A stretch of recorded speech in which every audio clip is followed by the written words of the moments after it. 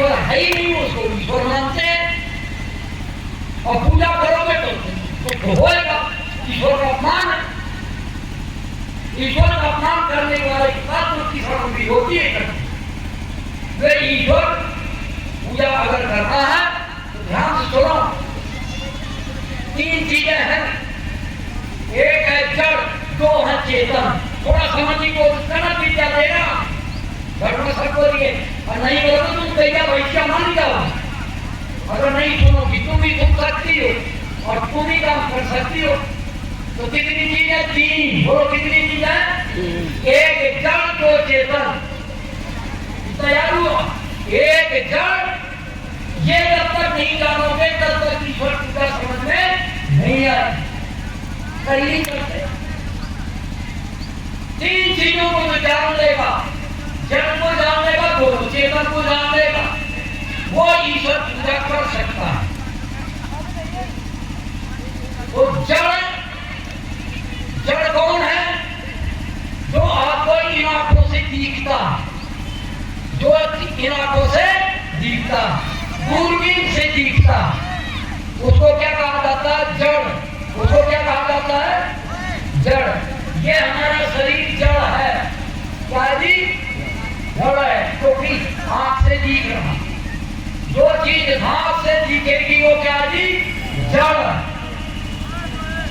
वो जो आंख से दिखती है वो क्या जी? जड़। मूर्ति आंख से दिखती है, वो मूर्ति क्या जी? जड़। ध्यान से समझ लो, मूर्ति ईश्वर नहीं हो सकती, जड़ नहीं है ईश्वर। वो चेतन है। सबसे पहले मैं जड़ समझा रहा हूं। जो आंख से दिखता है, दूरबीन से दिखता है, वो है जड़। वो क्या जी? समझ में आ रहा? भाई मोटा मोटा समझाना सबको आ रहा। समझ तीन चीज समझ में आ रहा है कि पूजा बिल्कुल हो। कहते बहुत सारी समझ नहीं लगता। अरे ईश्वर को जाना ही नहीं ढंग से, ईश्वर की विधि नहीं जाननी पूछे नहीं तो कैसे लगेगा? तो जड़ समझ गए। आपको आ गया जड़ समझ में? जड़ कौन सा समझ में आ गया? जो आंख से माता क्या सुनना, ये ऋषि की पूजा नहीं होती आपके घर। फिर आप कहोगे ऋषि ने बताया है, हमारे घर में सुख नहीं घटते। ये जानना। दूसरे नंबर पर दो चेतन है। ये दिखने वाली चीज जिसके लिए बनाई गई है और जिसके लिए बनाई गई है वो है एक। ये सारा दिखने वाली चीज एक चेतन के लिए बनाई गई। इसके लिए वो है चेतन। ये सारी दिखने वाली चीजें किसके लिए बनाई गई है? चेतन के लिए। किसके लिए बनाई गई है? ध्यान देना, दो चेतन है। एक है जो तुम्हारे शरीर के भीतर घुसा, एक चेतन कौन है? जो तुम्हारे शरीर के भीतर घुसा और एक जगह रहता, उसके लिए बनाई गई है। उसको क्या कहते हैं? जीवात्मा। बोलो क्या जी? ध्यान से सुनो, नहीं समझ में आएगा। एक हो गया जड़, ये जो दिख रहा है जड़, और जिसके लिए बनाया गया है वो है चेतन। और वो कौन है? जीवात्मा। ये आंख से नहीं दिखता। जीवात्मा को कोई आंख से देख नहीं सकता।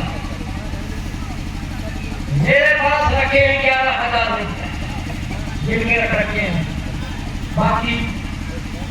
बाकी वो सब रखिए। 11,000 मेरी दक्षिणा है, जो ऐसी आई थी वो है। 11,000 रुपए दूंगा तो कह देगा मैं जीवात्मा को आंख से देख लूं। चेतन को कभी आंख से नहीं देखा जाता।